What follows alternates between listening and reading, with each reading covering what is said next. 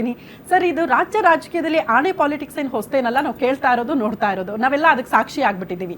ಹಾಗೆ ಅಡ್ಡ ಮತದಾನದ ವಿಚಾರಕ್ಕೆ ಸಂಬಂಧಪಟ್ಟಂತೆ ಆನೆ ಪಾಲಿಟಿಕ್ಸ್ ವರ್ಕ್ ಆಗುತ್ತಾ ಅನ್ನೋದು ಪ್ರಶ್ನೆ ಇರೋದು. ವರ್ಕ್ ಆಗುತ್ತೋ ಇಲ್ಲೋ ದ್ಯಾಟ್ ಈಸ್ ಧರ್ಮಸ್ಥಳ ಅನ್ನಪ್ಪನಿಗೆ ಗೊತ್ತು. ಆದರೆ ಈ ಆನೆ ಪ್ರಮಾಣ ರಾಜಕೀಯ ಹೇಗಿದೆ ಅಂದರೆ, ಒಂದು ಕಾಲದಲ್ಲಿ ಯಡಿಯೂರಪ್ಪ ಮತ್ತು ಕುಮಾರಸ್ವಾಮಿ ಮಧ್ಯೆ ಒಂದು ಕಿತ್ತಾಟ ಇದ್ದಾಗ ಪೇಪರಲ್ಲಿ ಜಾಹೀರಾತು ಕೊಟ್ಟರು, ಧರ್ಮಸ್ಥಳಕ್ಕೆ ಬನ್ನಿ ಆನೆ ಪ್ರಮಾಣ ಮಾಡಿ ಅಂತ ಒಂದು.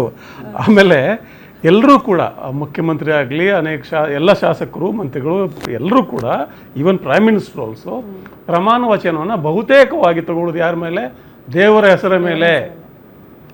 ದೇವರ ಹೆಸರ ಮೇಲೆ ತೆಗೆದುಕೊಂಡಂಥ ಪ್ರಮಾಣ ತಗೊಂಡು ಹೋಗಿ ದೇವರ ಮೇಲೆ ಭಕ್ತಿ ಇರ್ತದೆ ಅಂತ ಒಂದು ನಂಬಿಕೆ. ಆಮೇಲೆ ಬೇರೆ ದೇವಸ್ಥಾನಗಳ ಬಗ್ಗೆ ಗೊತ್ತಿಲ್ಲ, ಧರ್ಮಸ್ಥಳದಲ್ಲಿ ಆ ಪರಂಪರೆನೇ ಇದೆ. ಅಲ್ಲಿ ಒಂದು ಆನೆ ಮಾಡೋದು, ಪ್ರಮಾಣ ತಪ್ಪುದಂಡ ಕಟ್ಟೋದು, ಅದೊಂದು ವ್ಯವಸ್ಥೆನೇ ಇದೆ ಅಲ್ಲಿ. ಬೇರೆ ದೇವಸ್ಥಾನ ಅದಿಲ್ಲ. ಹೀಗಾಗಿ ಅಲ್ಲಿ ಕರೆದಿದ್ದಾರೆ, ಅದು ಬೇರೆ ಮಾತು. ಆದರೆ ಅದನ್ನು ಈ ರೀತಿಯ ಒಂದು ಆಚರಣೆಗಳಿಗೆ ಕುಮ್ಮಕ್ಕು ಕೊಡಬೇಕಾ ಬೇಡವಾ ಅನ್ನೋದು ಒಂದು ವಿಚಾರವಾದದ ಪ್ರಶ್ನೆ.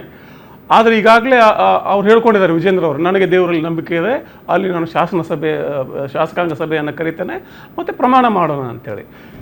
ಈಗ ಇದೆಲ್ಲ ಪರಂಪರೆ ಇರುವ ದೇವಸ್ಥಾನದಲ್ಲಿ, ಆನೆ ಪ್ರಮಾಣದ ಪರಂಪರೆ ಇರುವಂಥ ದೇವಸ್ಥಾನದಲ್ಲಿ ಇಲ್ಲಿ ಆನೆ ಪ್ರಮಾಣ ಬೇಡ ಅಂತ ಯಾಕೆ ಹೇಳ್ತಾರೆ ಪ್ರಹ್ಲಾದ್ ಜೋಶಿ?